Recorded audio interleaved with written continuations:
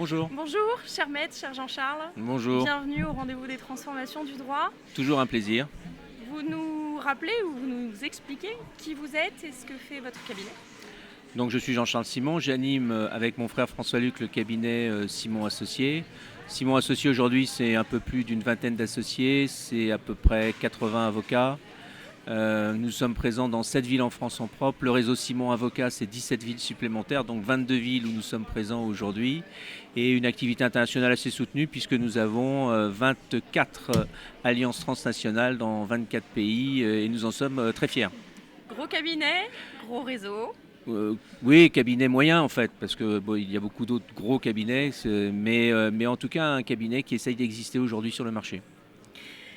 Vous vous définissez comme un cabinet innovant. On est bien d'accord avec vous. Oui, tout à fait. Vous nous en dites deux mots? Écoutez, bon, d'abord on se définit. Je constate qu'on a été élu cette année cabinet innovant 2022 par un vote anonyme de, je crois, 5 ou 6 000 juristes entre le Cercle Montesquieu et la FJE. En fait, nous, ça fait maintenant à peu près 8-9 ans qu'on s'intéresse à la transformation des métiers du droit. On était, je crois, un des premiers à avoir mis en place, avec une collaboratrice du cabinet, à avoir mis en place le guide des Legal Tech. On était en 2017 de mémoire avec l'interview de 180 Legal Tech à l'époque. On avait fait un gros travail. Et derrière, on a eu l'envie de développer des outils, on a eu envie d'être différents dans notre approche. On n'est pas les seuls, hein. Tout le monde a en tête les cabinets historiques de la transformation du droit. Celui auquel je pense, vous imaginez, vous voyez très bien auquel je pense aussi. Bon, il y a, on va dire, entre 5 et 10 cabinets en France qui, je crois, sont plus innovants que les autres. Et du coup, qu'est-ce que ça représente pour vous cette transformation, alors à la fois du droit, ou en tout cas des métiers du droit, de l'exercice du droit? Est-ce qu'il y a des grands enjeux, des grandes tendances que vous constatez? Moi, je fais un constat en fait. Moi, je fais un constat et le premier constat que je fais, c'est celui de ma visite ce matin. Je suis arrivé tôt exprès, on avait cette conférence à 11 heures Sur les Legal Ops. sur les lanceurs d'alerte. Voilà. Okay, autant pour moi. Sur les lanceurs d'alerte. Et en fait, j'ai été surpris parce que d'abord, je pense que si on regardait, il y a 70% ou 80% des boîtes de l'année dernière qui ne sont plus là, et ou en tout cas des nouveaux acteurs aujourd'hui. Si je me remets 5 ans en arrière, quand on fait notre guide des Legal Tech avec plus de 200 Legal Tech, si je regarde aujourd'hui ce qui reste, il en reste très peu. Donc c'est une mutation totale du marché. Et cette année, je dirais depuis 1 an à 2 ans, l'arrivée de nouveaux opérateurs, que ce soit d'abord des opérateurs étrangers. On avait déjà l'année dernière, vous aviez, je cite les noms, hein, je crois que c'est plus simple, vous aviez déjà l'année dernière Brighter qui était présent, cette année vous avez les artistes, je crois, qui est là cette année, donc des opérateurs étrangers. Et puis l'année dernière, de mémoire, j'avais pas vu de Legalop, cette année je vois qu'il y a des Legalop et il n'y en a pas qu'un seul. Je vois également qu'il y a des ALSP, des Alternative Legal Service Provider, il n'y en avait pas l'année dernière. Donc évidemment que la mutation est en marche, la transformation, il bouge énormément. Et nous, d'ailleurs, il est arrivé à un certain niveau de maturité. La Legal Tech, les gens. C'est clair. C'est clair. Maintenant, il y a. Je crois que la Legal Tech, d'abord, je pense que vous savez, on a un club qui s'appelle Jury One qui nous permet d'avoir un retour d'expérience des directions juridiques. Bon, d'abord, je pense que les directions juridiques se sont pas complètement appropriées les Legal Tech. En tout cas, les grosses directions juridiques certainement. Celles qui ont besoin du contract management sûrement. Je pense en particulier aux grands de la distribution qui ont besoin de conclure des contrats, qui ont besoin de fournir. Bon, voilà.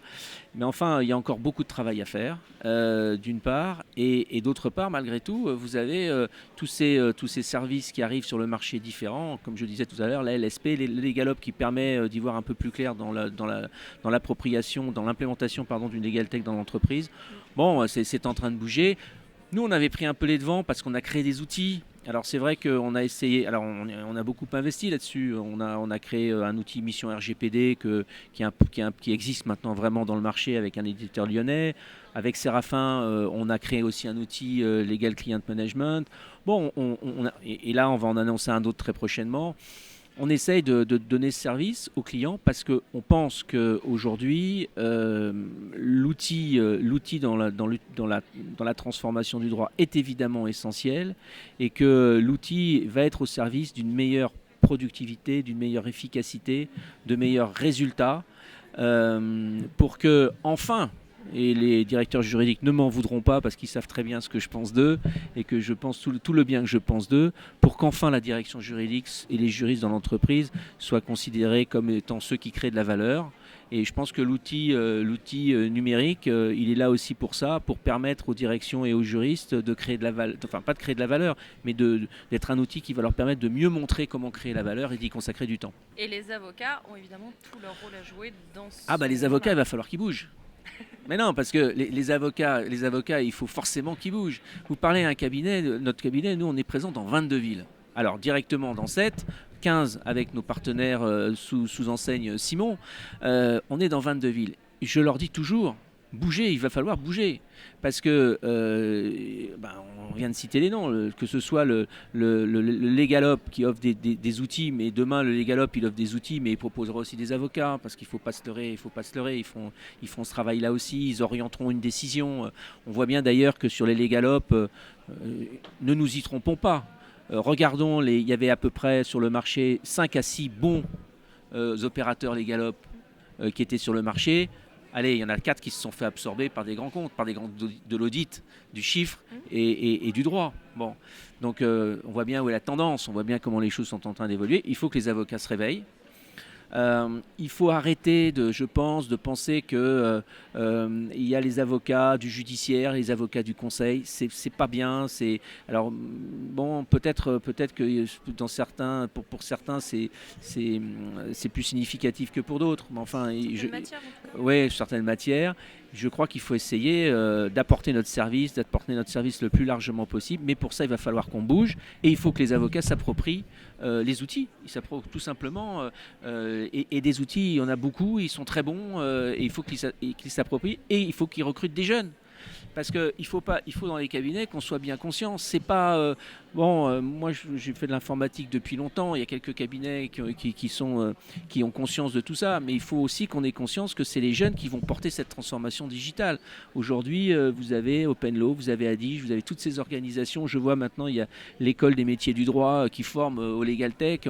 Voilà, il faut faire confiance aux jeunes et puis il faut faire en sorte que les jeunes poussent les cabinets pour se transformer. Parce que si les cabinets se transforment, ils rendront pas un meilleur service, mais ils rendront le service dont les directions juridiques ont besoin aujourd'hui. Voilà. Merci beaucoup, maître.